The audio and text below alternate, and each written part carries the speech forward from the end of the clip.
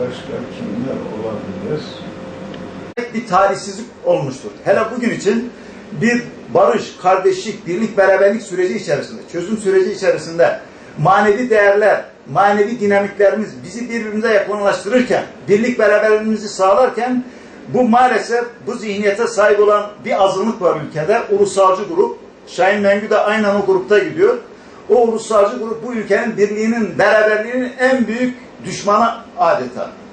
Bu vatanın birlik beraberliğini sağlayan manevi dinamiklere düşman olarak ülkenin bölünmesi için çalışıyorlar. Bunlar bugüne kadar biz ülkenin birliği beraberliği için çalışıyor diyorlardı. Bunda samimi değiller. Samimi olsalardı akıl insanlar Türkiye'nin 7 bölgesinde çalışmışsa, böyle bir rapor ortaya çıkmışsa ve bu raporda işte Bediüzzaman Hazretleri, Şeyh Said gibi zatların manevi itibarlarına iade edilmesiyle ilgili bir kanat oluşmuşsa buna saygı duymak lazım. Bunun faydadan başka neyi olur? Bu iade itibarın faydadan başka neyi olur? Tabii Şahin Mengü'nün zihniyetinde eskiden Adnan Menderesler idam edilmiş. Onlar yani darbeler yapmışlar, darbelerle gelmişler. İktidarın yolunu tek darbe, şiddet, baskı olarak görmüşler. Bu tabii Bediüzzaman Hazretleri gibi zatlar da bu milletin müsbet hareket ederek, menfi hareketlere girmeyerek, birlik beraberlik içerisinde çalışmaları gerektiğine dair çok büyük işleri var. Bu bakımdan Bediüzzaman Hazretleri hem Türkler için, hem Kürtler için, hem Araplar için, bütün bölge için, bütün insanlık için bir değerdir. Ve bütün bu milletlere hitap ederek bu milletlerin birliğini, beraberliğini öncelemiş ve insanlığın sulhu için çalışmış bir zat. Böyle bir zata karşı bunu ancak şunu diyebiliriz, yani maalesef tanıyamamıştır Bediüzzaman Hazretlerini. Kendisi için aklı selimle düşünüp bir daha Bediüzzaman'ı ve yaptığı mücadeleyi kendisi bir eski Türkiye Büyük Millet Meclisi üyesi olarak meclise de Bediüzzaman Türkiye Büyük Millet Meclisi'ne davet edilmiş, hoşamedi yapılmış, karşılanmış, takdir edilmiş, bir beyanname neşretmiş, fikirlerini yazmış. O mensup olduğu Türkiye Büyük Millet Meclisi'ne o hakarettir. Yani Şahin Mengü'nün yaptığı o hakaret Türkiye Büyük Millet Meclisi'nedir. Bu vatanda, bu vatanın kurtuluşuna, bu milletin kurtuluşuna, saadetine çok büyük katkıları olan ve milyonların gönlünde taht kuran manevi bir şahsiyettir.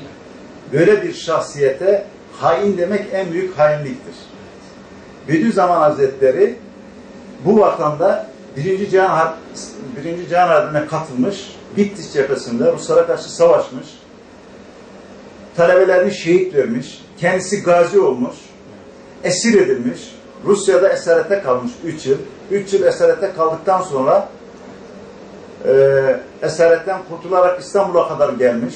O zaman Darul Hikmetül İslamiye'de aza yapılmış, Yüksek Din Kurulu'nda ve İstanbul'un kurtuluşu için mücadele etmiş bir zat. İngilizlere karşı Hutuvat-ı Sitte eserini neşretmiş ve İngilizlere karşı mücadele edilmesi gerektiğini beyan etmiş. Bu konuda Kuvayi Milliye Hareketlerini desteklemiş ki Kuvayi Milliye Hareketi'nde olanlar da Bediüzzaman Hazretlerine mesaj göndererek kendisinin İstanbul'dan Anadolu'ya geçmesini, orası çok tehlikeli olduğunu, İngilizler kat'i surette Bediüzzaman Hazretlerini öldürmek için plan yaptıklarını, buna rağmen Bediüzzaman Hazretleri ben cephede savaşırım, cepheyi terk etmem diye mücadele etmiş böyle bir zata hain demek en büyük hainliktir. Şahin Mengü'nün geçmişinde acaba İstanbul'da İngilizlere karşı mücadele eden bir şahıs, bir zat var mı? Ben bunu merak ediyorum. Bu bakımdan milyonların sevdiği, milyonların değer verdiği, milyonların bağlandığı böyle zatlara dil uzatmak hiç kimsenin haddi değildir.